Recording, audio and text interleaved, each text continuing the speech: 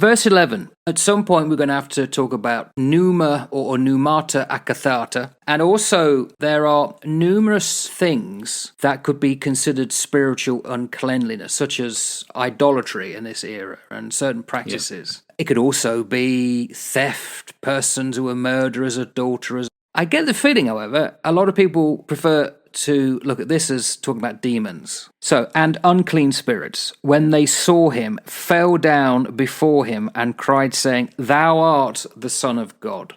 Pneuma akarthos. Pneuma is spirit. Pneuma can be used for a whole range of different things. It can be used to talk about the Holy Spirit. It can be used to talk about the Spirit, which is the sort of essence of the life. It can be used about a spirit higher than man, so such as the angelic beings and stuff like that. It can be used as a spiritual nature of Christ. It can be used as how the movement of any sort of power flows and works, such as emotions or desire. There's lots of ways, but within this context, it's obviously supported with that word akarthos. And akarthos is not cleansed or unclean. In a ceremonial sense, that would be according to the Levitical law. In a moral sense, that would be in terms of unclean in thought and life. When you look at where that comes from, the Greek root, it comes down to being foul or unclean and specifically demonic. So in this context, evil spirit, unclean spirit, demonic spirit would probably fit the bill,